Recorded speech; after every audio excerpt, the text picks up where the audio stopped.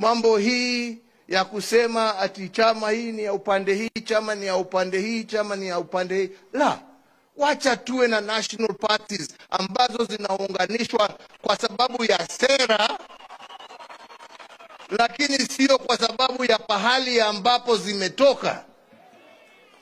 Hakuna sababu ya nyinyi kama wana Jubilee kuchagua mtu kutoka kila kona yeyote ya Kenya.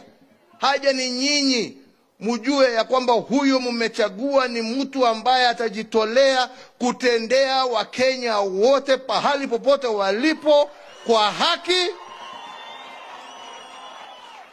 bila kupora na bila kutenga mtu yeyote. That is the only thing that is important.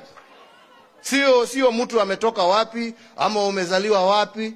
Na ndipo nilikuwa nawaambia hii story, watu walikuwa wanazungusha sijui Hasla, sijui huyu ni mtoto wa single mother, si huyu ni mtoto wa dynasty. Mimi najua watoto wangapi wa single mother ambao wamesoma vizuri sana na wameendea.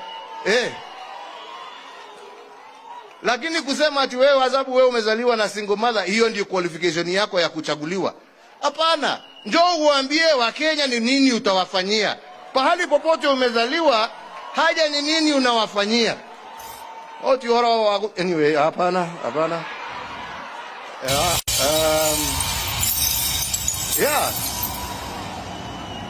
Kila mtoto, uwe umezaliwa kwa nyumba ya matope, uwe umezaliwa kwa nyumba ya dhahabu, kila mtu ako na nafasi ya kuongoza taifa hili letu la Kenya. Haja ni apatiwe nafasi.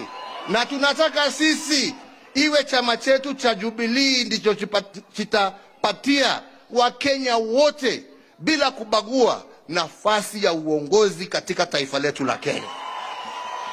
Na hiyo ndio lengo letu. Na hiyo ndio nimesema, na nitahakikisha mimi nimesimamia hiyo process mpaka mwisho. Na ndio zile shida